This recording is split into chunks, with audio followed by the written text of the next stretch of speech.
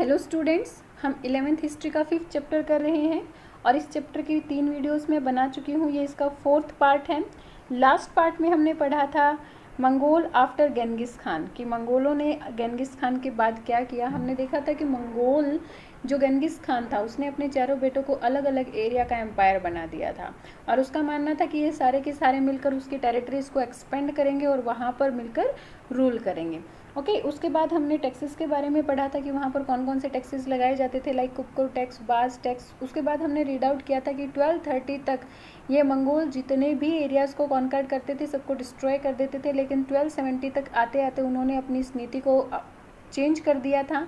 अब वो लोग डिस्ट्रक्टर के बजाय प्रोटेक्टर बन गए थे। हमने गजन खान की स्पीच के बारे में पढ़ा था कि अपनी उस स्पीच में उसने कहा है कि मैं पीजेंट्स की साइड नहीं ले रहा हूँ, लेकिन वो कहता है कि अगर हमें फ्यूचर में फूड चाहिए, हमें खाना चाहिए, तो हमें इन पीजेंट्स को प्रोटेक्ट करना ही पड़ेगा। इट मीन्स इस टाइम तक ये लोग अब प्रोटेक्टर बन चुके थे। आज हम इससे नेक्स्ट पार्ट करेंगे। चलिए स्टार्ट करते हैं। मंगोल खान के टाइम पीरियड पर ही ये लोग क्या करते थे कि जिस एरिया को कॉन्कर्ड करते थे उस एरिया में जितने भी स्कॉलर्स होते थे उन्हें अपने एडमिनिस्ट्रेशन में शामिल कर लेते थे। इन्हें अपना सिविल एडमिनिस्ट्रेटर्स ये लोग बनाते थे। ये जो एडमिनिस्ट्रेटर्स थे इन लोगों को ये ट्रांसफ़र भी कर देते थे, लाइक चाइना से ईरान भेज दिया है, पर्सियन से चाइना भेज दिया, तो इस तरह से वो चेंज करते रहते थे। चेंज करने के पीछे रीज़न यही था कि वो अलग अलग एरियाज़ की कल्चर और ट्रेडिशंस के बारे में जानना चाहते थे और इनका चेंज करने का रिजल्ट ये निकला कि अब इन नोमाड्स ने, मंगोलों ने एक सेटल्ड लाइफ की तरह, एक सेटल्ड कम्युनिटी की तरह लाइफ जीना शुरू कर दिया था। हालांकि कई जगहों पर ये लोग नोमाड्स की तरह भी रहते थे, बट मेनली एरिया में इन्होंने सेटल्ड कम्युनिटी की तरह लाइफ जीना शुरू कर दिया था। अब इनकी जो लूट पाट की नीति होती थी इसको भी इन्होंने चेंज कर दिया था। फॉर एग्जाम्पल 1230 में जो चीनी मिनिस्टर थे ये लू चुत्साई, उन्होंने क्या किया था, ओगदोई की जो ये लूटने वाली प्रवृत्ति थी इसको पूरी तरह से चेंज कर दिया था। ऐसा ही एक एग्जाम्पल मिलता है जो गजन खान के वज़ीर थे, वज़ीर रशीदुद्दीन। उन्होंने भी गजन खान को ये बताया था कि हमें इन पीजेंट्स को मारना नहीं चाहिए, बल्कि इनको क्या करना चाहिए, प्रोटेक्ट करना चाहिए, नॉट हार्स द पीजेंट्री। उन्होंने कहा कि पीजेंट्री को हार्स नहीं करना चाहिए। और ये जो गजन खान की स्पीच जो हमने पढ़ी थी ये भी उसे जो है उसके वज़ीर रशीदुद्दीन द्वारा ही लिख कर दी गई थी।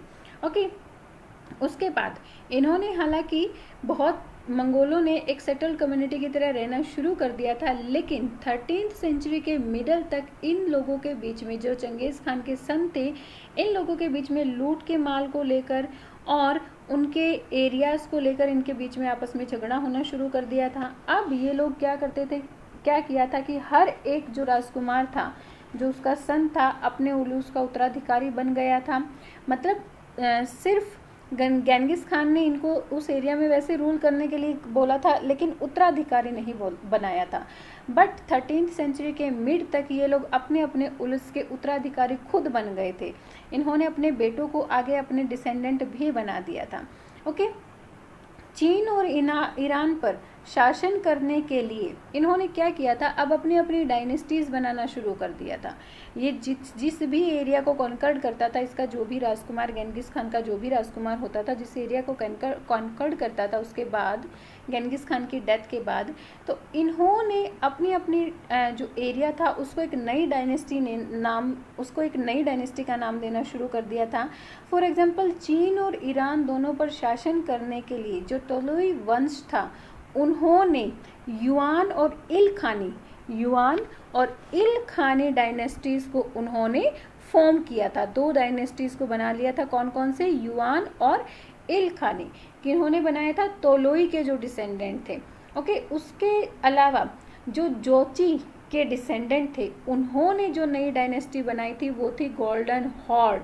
कौन सी बनाई थी, गोल्डन हॉर्ड। इन्होंने यहाँ पर बना ली थी, सुनहरा गिरोह। इन्होंने तुरान के स्टेपीज के ऊपर राज किया था, जिसको आज तुर्किस्तान कहा जाता है। इसके अलावा, हालांकि इन एरियाज़ पर ये लोग सेटल्ड कम्युनिटी की तरह रहना इन्होंने शुरू कर दिया था। इसके अलावा जो मिडल एशिया था, रूस था, रूस के जो स्टेपीज थे, यहाँ पर अभी भी ये लोग नोमाड्स की तरह ही जीवन जी रहे थे। ओके। अब चंगेज़ खान के जो ये डिसेंडेंट थे, इन्होंने जो नई नई डायनेस्टीज़ बनाई, इसका मतलब ये हुआ कि इन्होंने जो उनकी पुरानी फैमिली के जितने भी ट्रेडिशंस थे उनको ऑल्टर कर दिया था, उनको चेंज कर दिया था। और इस चेंज की वजह क्या थी, जो इनके ये एडमिनिस्ट्रेटर्स थे, जो कोई चीन से, ईरान से, पर्सियन से, जो इनके अलग अलग एरियाज से जो एडमिनिस्ट्रेटर्स थे, ये इन्हें सलाह देते थे नए नए ट्रेडिशंस को अपनाने के लिए। और इन्हीं नए ट्रेडिशंस की वजह से इन्होंने अपने पुरानी चीज़ों को छोड़ दिया था, फैमिली के जितने भी पुराने रूल्स थे उन सबको छोड़ दिया था और नए रूल्स को कैरी करना शुरू कर दिया था। अब ये लोग क्या करते थे कि पुराने लोगों की जगह, पहले इनके जो हिस्टोरियंस होते थे वो क्या करते थे कि पुराने लोगों की, जैसे गेंगिस खान की बहुत तारीफ किया करते थे, लेकिन अब इन्होंने गेंगिस खान की जगह जो इनके नए राजा हुआ करते थे उनकी तारीफ करना शुरू कर दिया था अपने क्रॉनिकल्स में। जैसे कि एक उदाहरण यहाँ पर मिला है, जो बुखारा का जो फोर्ट था उसके ऊपर ओनली 400 सोल्जर्स थे सिटाडेल की सिटाडेल को गार्ड करने के लिए, उसकी रक्षा करने के लिए, फोर्ट को, जो बुखारा का जो सिटाडेल था, फोर्ट था, उसकी रक्षा करने के लिए सिर्फ 400 सैनिक ही उसके ऊपर थे।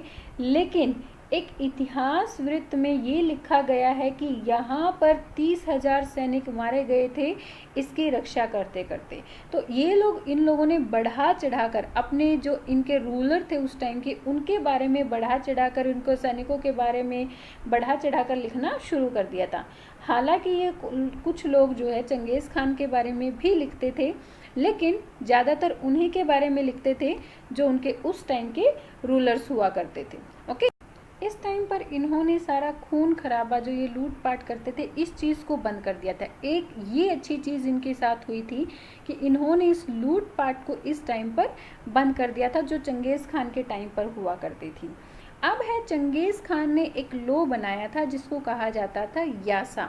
यासा क्या होता था? The code of law that Genghis Khan was supposed to have promulgated at the kurultai of 1206, ऐसा कहा जाता है इसके बारे में, यासा के बारे में।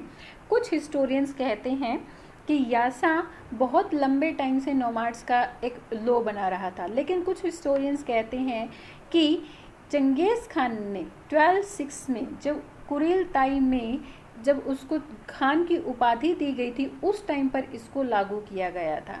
इसका मीनिंग, पुराने टाइम पर इसको यासाक लिखा जाता था।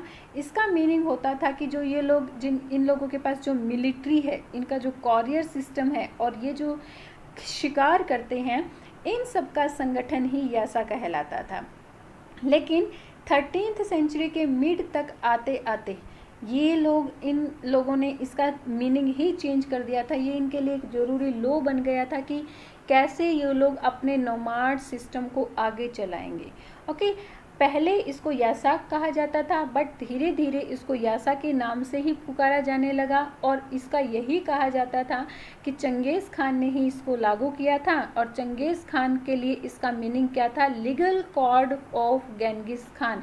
गेंगिस खान के द्वारा बनाए गए जो लीगल कोड होते थे उन्हीं को ये लोग यासा कहा करते थे। यदि हम उस समय की घटने वाली दूसरी घटनाओं को देखें तो शायद हमें इस शब्द में जो मतलब है, उसमें जो परिवर्तन हुए हैं, उसके बारे में समझ में आ जाएगा। जैसे कि 13th सेंचुरी के लास्ट तक मंगोल एकीकृत जनसमूह के रूप में उभर कर सामने आए और उन्होंने एक ऐसे विशाल साम्राज्य का निर्माण किया जिसे दुनिया में पहले नहीं देखा गया था। और उन्होंने बहुत ही कॉम्प्लिकेटेड जो सेटल्ड कम्युनिटी थी उनके ऊपर राज किया, जिनकी अपनी संस्कृति थी, इतिहास था, उनके ऊपर राज किया और उनके ऊपर रूल किया। हालांकि ये बहुत कम संख्या में थे पहले, लेकिन धीरे धीरे जब उन्होंने एरियाज़ को कॉन्कर्ड करना शुरू कर दिया था तो इनकी संख्या भी बढ़ना शुरू हो गई थी। ओके, अब चंगेज़ खान की जो ये यासा था उसमें मूसा और सुलेमान की भांति जो दावा किया जाता था कि इसका मीनिंग होता है प्रजा के ऊपर रूल करना, ऐसा कुछ नहीं था। चंगेज़ खान के लिए यासा एक अलग सी संस्था बनी हुई थी जिसका मीनिंग होता था वो लॉ जिसके थ्रू हम नोमाड्स कम्युनिटी को आगे की तरफ बढ़ा सकते हैं। और उसमें यासा में एक बहुत बुरी चीज़ भी दिखाई गई है। यहाँ पर ये एग्जाम्पल दिया हुआ है कि इन 1921 आफ्टर द कॉन्क्वेस्ट ऑफ बुखारा को जीतने के बाद चंगेज़ खान ने वहाँ के जो रिच मुस्लिम रेजिडेंट्स थे उन सबको फेस्टिवल ग्राउंड में इकट्ठा किया और उन्हें क्या कहा कि तुम पापी हो और तुम्हारे पाप तभी धुल सकते हैं, तुम्हारे पाप तभी कम हो सकते हैं जब तुम अपना छिपा हुआ, जो तुम लोगों ने अपना माल छिपा रखा है, वो छिपा हुआ माल मुझे लाकर दे दोगे, तभी तुम लोग जो है इस पाप से मुक्त हो सकते हो। ठीक है, तो उसके बाद उसने बुखारा के उस ग्राउंड में लोगों को इकट्ठा करके जला भी दिया था। बट 16th सेंचुरी में जब चंगेज़ खान का एक दूर का डिसेंडेंट अब्दुल्ला खां बुखारा उस मैदान में आया तो वो वहाँ पर अपनी नमाज को अदा करने के लिए आया था। एक तरफ गेंगिस खान ने इस ग्राउंड में बहुत सारे लोगों को मारा था और दूसरी तरफ उसी के डिसेंडेंट ने यहाँ नमाज अदा करने के लिए आया था। यानी कि उस टाइम तक 16th सेंचुरी तक बहुत सारे इनके रूल्स चेंज हो चुके थे, इन लोगों ने लोगों को मारना बंद कर दिया था।